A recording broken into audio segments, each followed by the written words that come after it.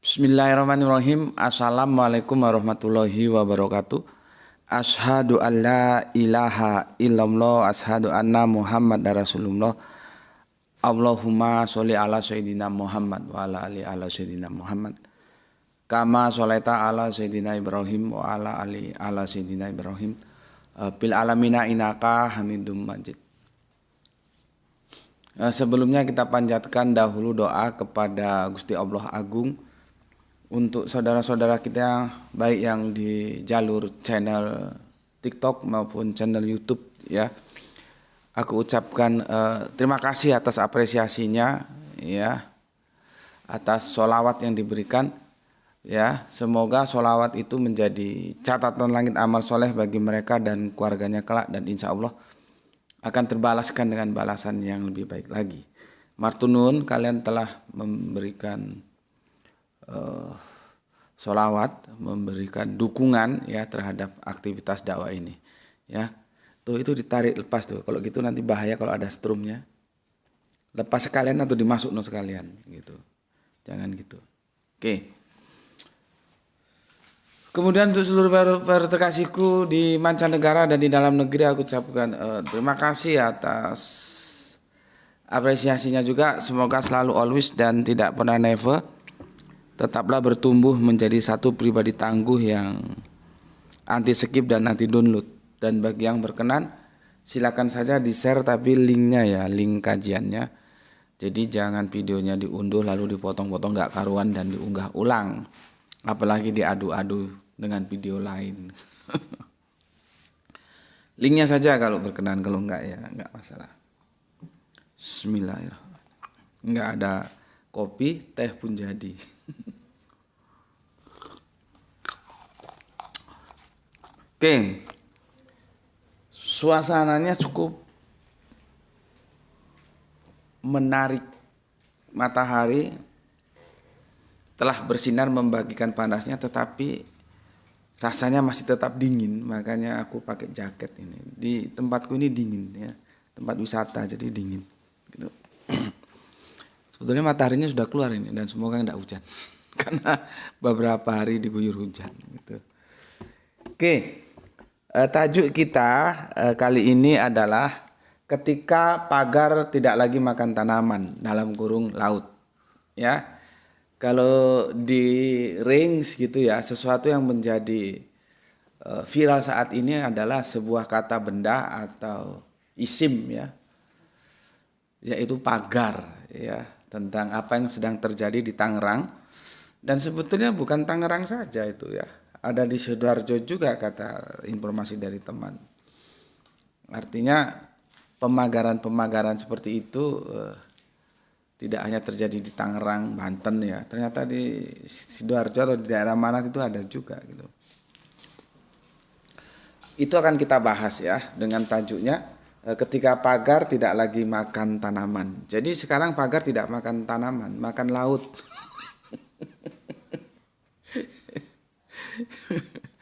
Heran ya, bagaimana kok serakahnya manusia seperti itu ya. Kok bisa serakah, katanya monyet itu serakah, ternyata manusia itu ada yang mengalahkan monyet dalam hal keserakahannya. Sampai-sampai laut dipagari itu loh, coba. Dia kira dia akan hidup selamanya. Sampai umur berapa dia hidup itu? Ya, dulu kita kalau dengar zamannya kaset ya, kajiannya semoga Allah merahmati tidur panjangnya Kiai Haji Jainuddin MZ, itu sepertinya sebuah metafora ya, kalau menggambarkan orang serakah itu gunung diuruk dan lembah pun digali gitu ya.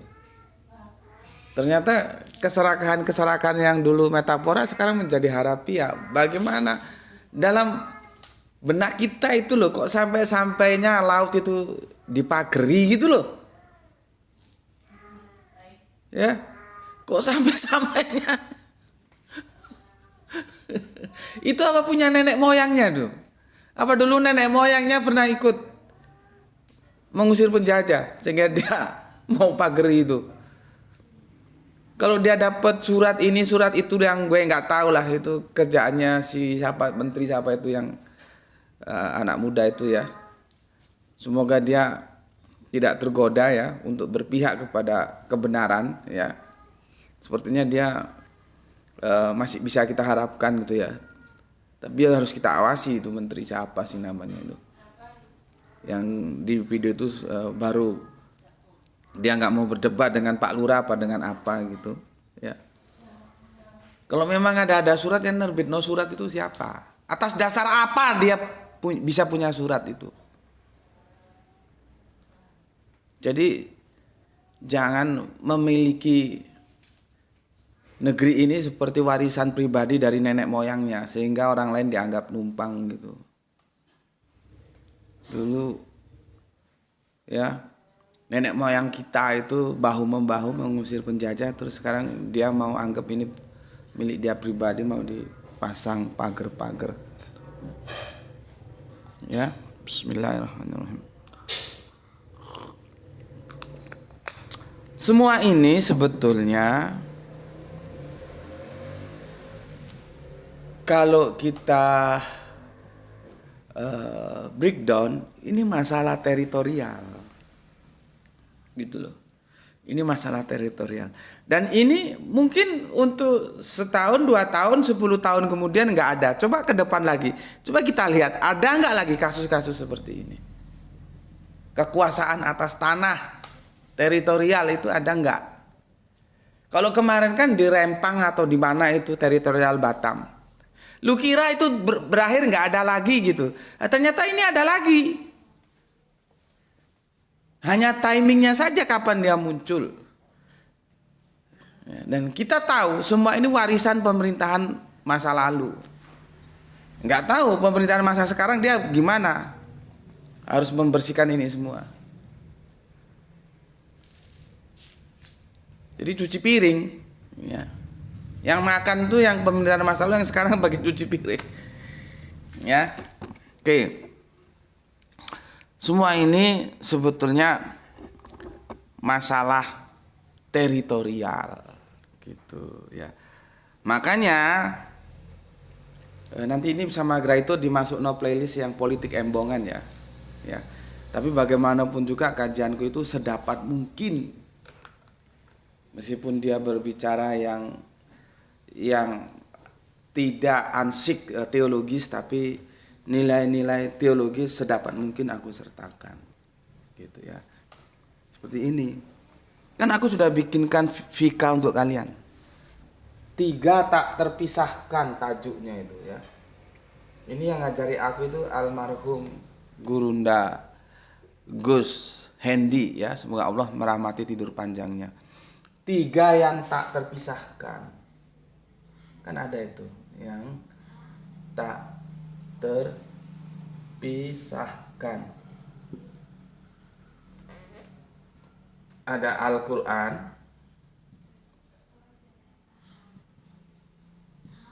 ada Al-Insan, ada Al-Akhwan. Ini 3 ini tak terpisahkan, bukan Tritunggal tapi ya, nanti dikirain Tritunggal, kacau lagi. Saling mengkait.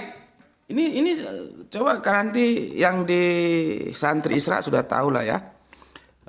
Untuk yang di TikTok atau yang pendatang baru, monggo dicari videonya ya.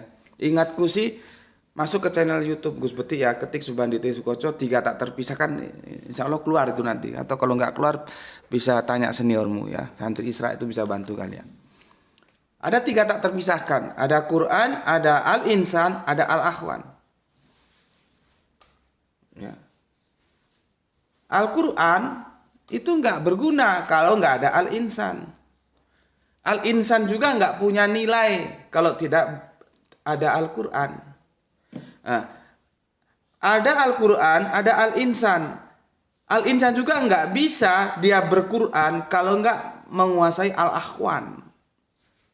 Apa Al-Akhwan itu? Itulah yang disebut teritorial.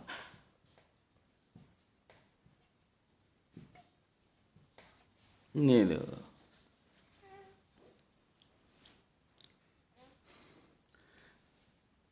ada Quran, nggak ada manusia. Lah untuk apa? Untuk apa Quran kalau nggak ada manusia? Ada manusia, tapi nggak ada Quran. Lah untuk apa dia jadi manusia kalau nggak mau berquran? Kan mending jadi binatang aja.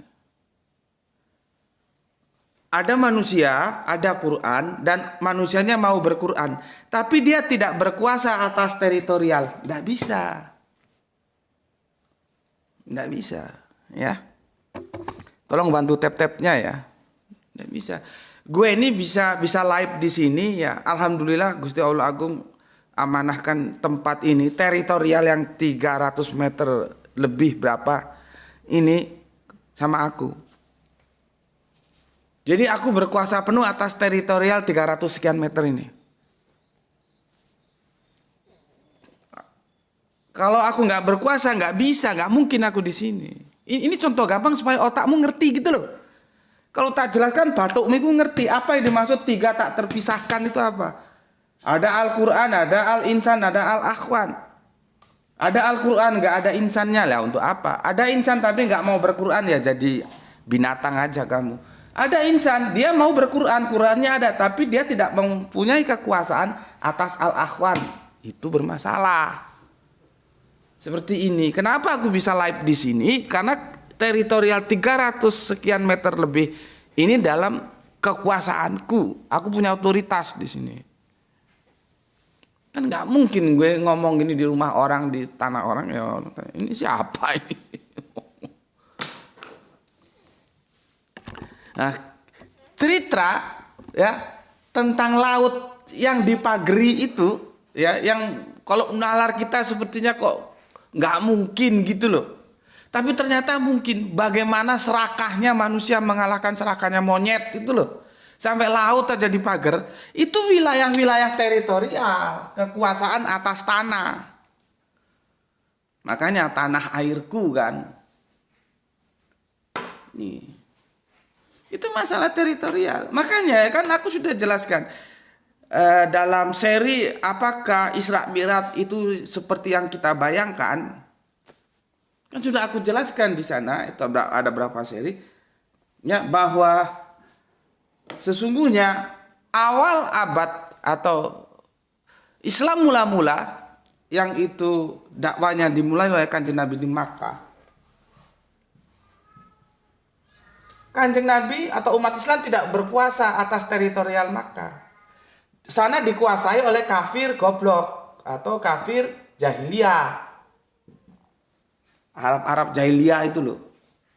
Atau disebut juga Arab pagan. Yang dikomandani si Abu-Abu itu, kecuali Abu Bakar. Ya, umat Islam nggak berkuasa atas teritorial Makkah. Maka itulah terjadi hijrah ke Yatsrib.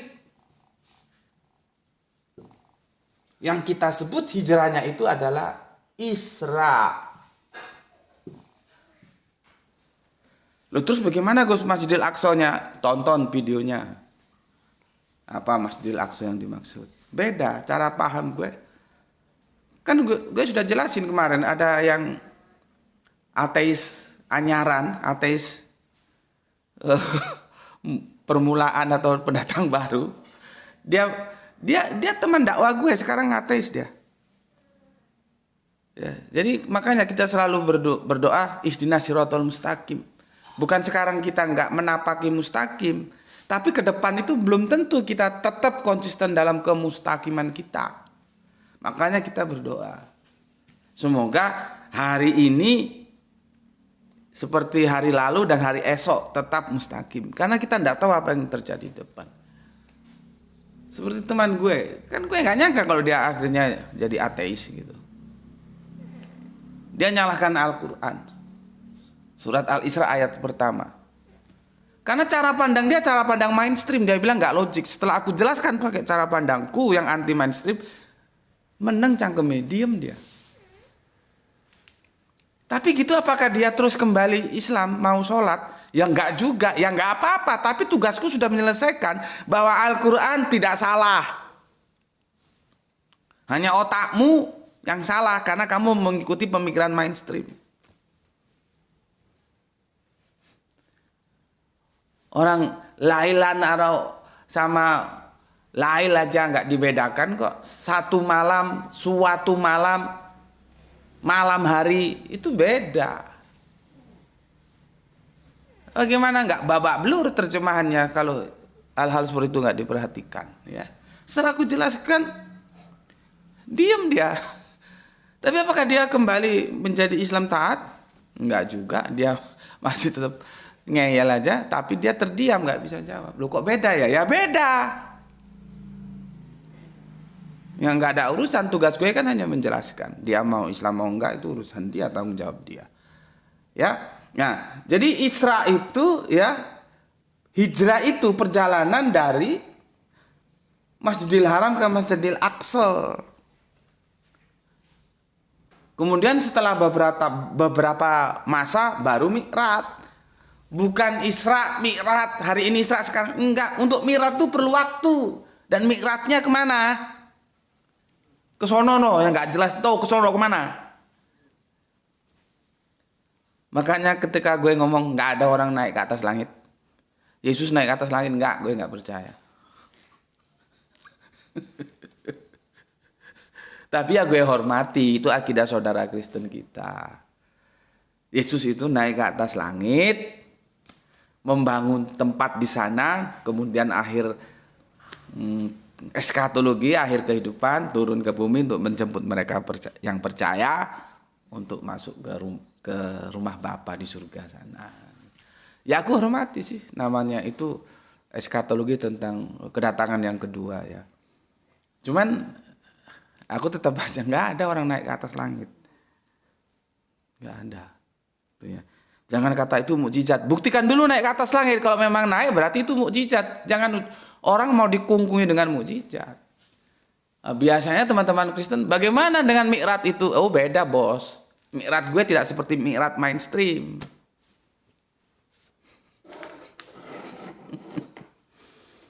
Ya. Oke. Ini masalah teritorial. Karena apa? Tidak dikuasai. Maka dia saudara-saudara kita Muslim yang telah mengikuti jejak Kanjeng Nabi Muhammad hijrah ke Yatsrib. Belum Madinah, masih Yatsrib. Hijrahnya inilah yang disebut Isra. Isra itu perjalanan pada suatu malam, dan malam itu jangan dipahami tekstual malam hari terus siangnya tidur, nggak begitu. Perjalanan rahasia, gitu loh. Jadi dirahasiakan, kalau nggak apa? Arab-Arab pagan itu nguber terus, makanya dia berputar jauh, Aqsa. Kalau lihat jalan umum ya bablas angin nih. Ya, bismillahirrahmanirrahim.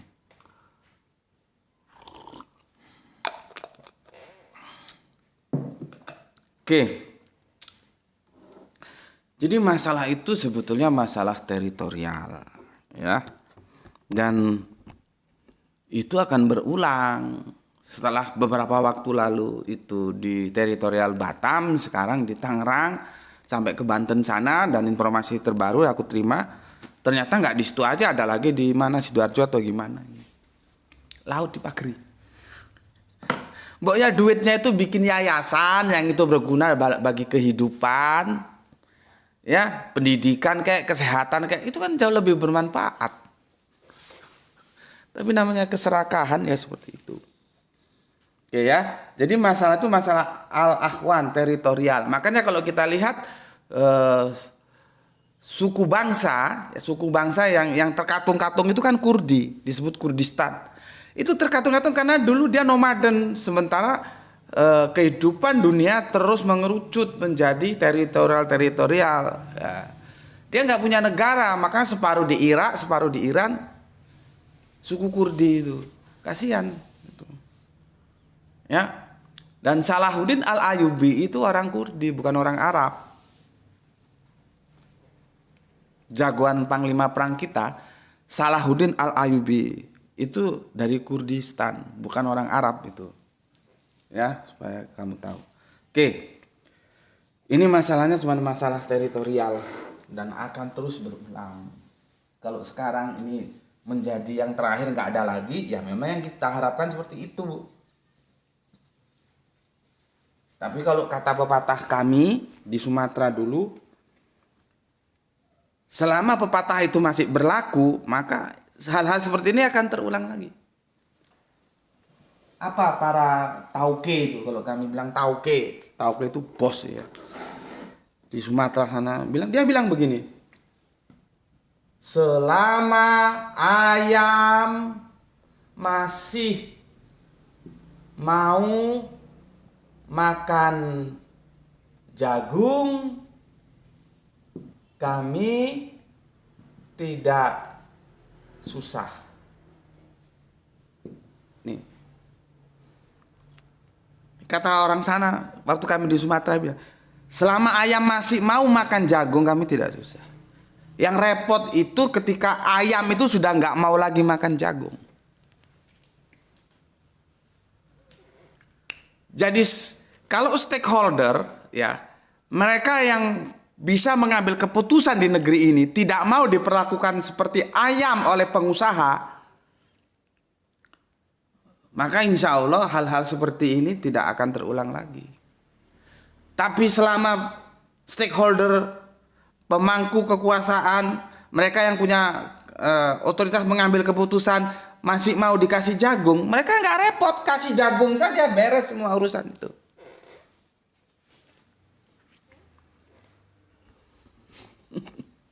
Beres semua urusan, kasih jagung, ya. Maka mereka mengatakan selama ayam masih mau makan jagung kami nggak repot. Tapi kalau ayam sudah nggak mau makan jagung, nah itu kami repot, gitu. Ya, yang nggak tahu apakah kita bisa melahirkan pejabat-pejabat negeri ini yang tidak mau dijadikan ayam oleh pengusaha? Apakah mereka mentalnya masih mau mental rendahan dijadikan ayam, dikasih jagung? Ya kita lihat aja ke depan gimana. Ya. Oke.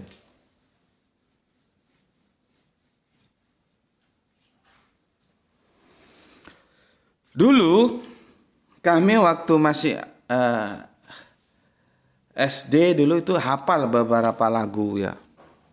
Beberapa lagu hafal. Lagu-lagu yang itu membangkitkan patriotisme ya. Tolong di tap-tap ya supaya nggak hilang ya. Jadi gini. Ini lagu ini digubah oleh Ibu Sud. Semoga Allah selalu merahmatinya ya. Jadi begini lagunya. Nenek moyangku seorang pelaut. Ya. Nenek moyangku seorang pelaut, gemar mengarung luas samudra, menerjang ombak tiada takut, menempuh badai sudah biasa. Nenek moyangku orang pelaut. Gitu kami dulu. Masih kecil-kecil aku sudah hafal lagu-lagu yang itu patriotisme. Anak sekarang kamu tanya sampai jungkir kepalanya, yang tahunya drakor aja. Dulu kami masih kecil-kecil tuh SD itu sudah diajari lagu-lagu, dan 10 lagu itu kecil. Lagu-lagu patriotisme.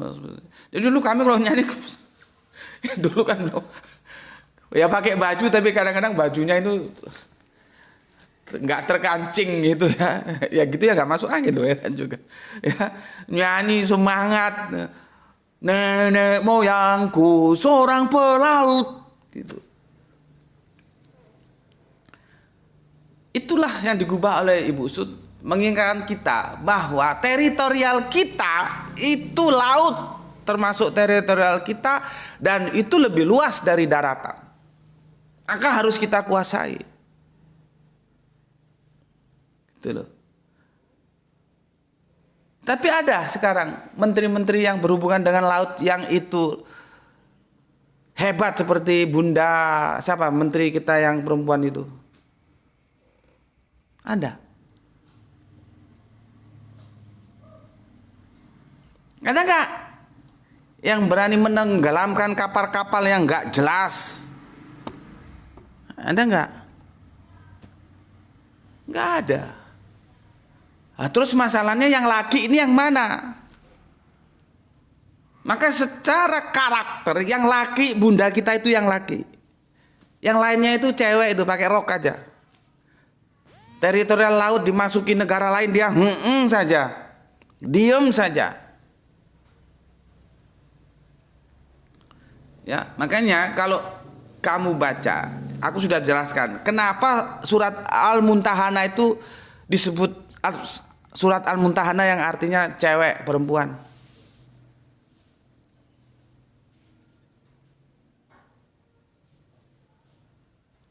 Itu kan backgroundnya bayat akobah, bayat satu, bayat kedua. Itu banyak cowoknya, tapi kenapa disebut surat cewek Al-Muntahana itu? Kan aku sudah jelaskan, ya.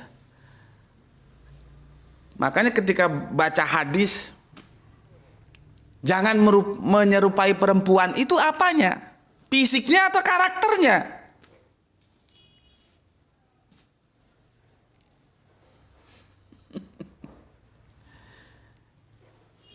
Sama di surat Al-Muntahana itu, para mufasirin mengatakan itu tinjauannya bukan fisik. Kalau fisik memang banyak perempuannya, tetapi karakter, kalau fisik memang banyak lakinya, tapi itu tinjauannya karakter, sikap.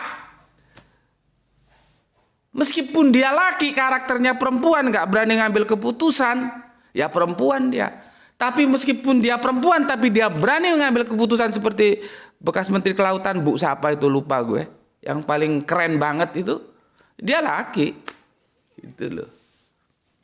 Seharusnya yang secara genetika laki itu malu dong sama bunda kita. Dia aja yang perempuan berani bersifat laki kok, yang laki sifatnya seperti perempuan. Negaranya diacak-acak, diem baik. Bismillahirrahmanirrahim.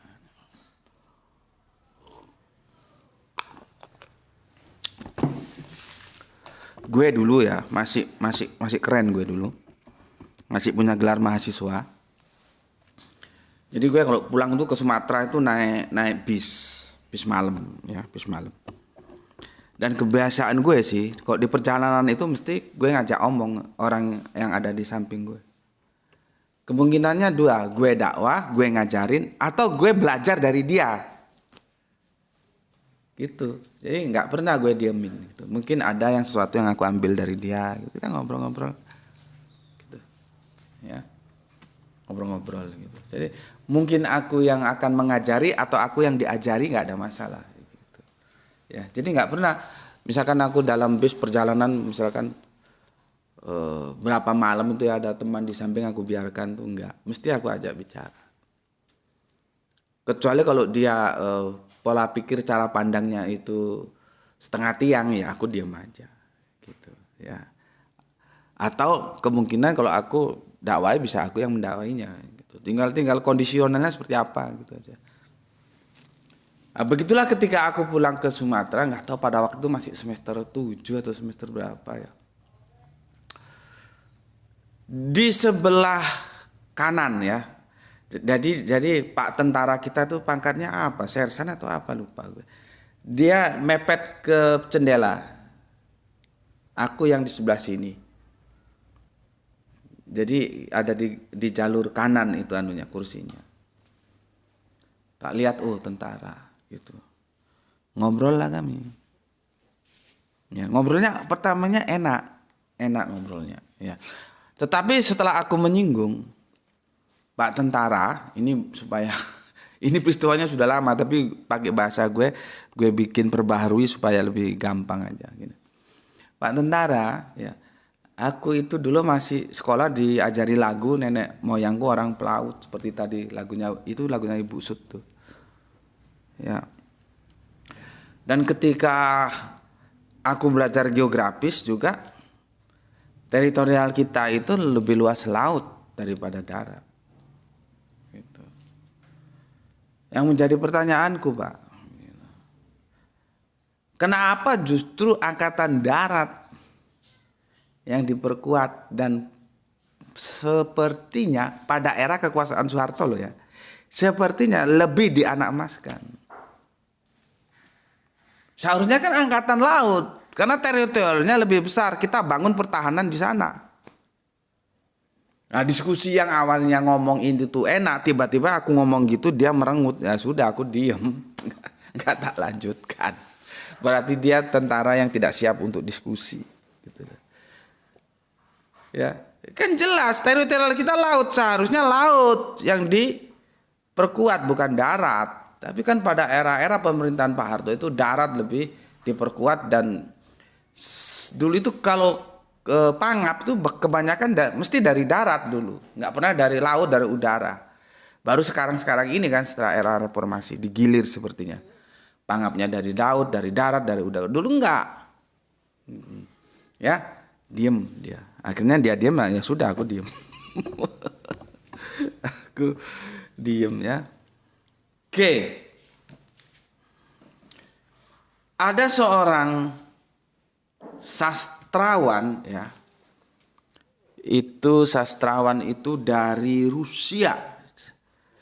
Dia menekuni ya seperti supi lah gitu ya, seperti supi gitu ya. Seperti supi gitu ya. Kalau kehidupan sekarang itu seperti supi gitu. Dia mengatakan ya, namanya Leo Tolstoy ya, agak sulit mengejanya bahasa Rusia. Leo Tolstoy itu sastrawan itu ya. Nggak tahu apakah dia seangkatan dengan Rabindranath Tagore yang dari India itu ya, atau lebih dulu mana ya. Dan dulu ada kolumnis Poskota, nggak tahu sekarang Poskota masih ada nggak ya, terbitan Jakarta. Itu ada almarhum, semoga Allah merahmatinya,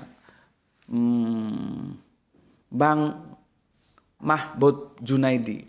Itu kolumnis paten itu. Kalau bikin catatan ya, kolom catatan pinggir itu bagus sekali. Mahbub Junaidi gitu ya. Dan dia menulis di beberapa media massa. Itu bagus tulisan-tulisan dia ya. Gue lupa apakah lewat dia atau lewat siapa gitu, karena sudah lama peristiwanya itu. Itu dikatakan begini sama si Tolstoy itu ya. Siapa yang tidak punya tanah, berarti dia tidak punya Tuhan. Coba. Ya. Siapa yang tidak punya tanah, berarti dia tidak punya Tuhan. Gitu loh. Ini bahasa sastra, jangan lu anggap terus tanah itu Tuhan. Enggak. Alhamdulillah kemarin kita sudah selesaikan ya, bahwa manusia itu diciptakan dari tanah. Kembali ke tanah. Tanah lagi toh. Ya. Siapa yang tidak punya tanah berarti dia tidak punya Tuhan. Itu menggambarkan pentingnya kekuasaan atas tanah. Maka orang Jawa bilang, sak dumuk batuk, sak nyare bumi, sak nyari bumi, nyari itu sejengkal bumi, bumi itu tanah, tak belani tekaning pati. Sak dumuk batuk, sak nyari bumi, tak belani tekaning pati. Itu filsafat Jawa. Kalau dari Rusia kita ambil, siapa yang tidak punya tanah berarti dia tidak punya Tuhan.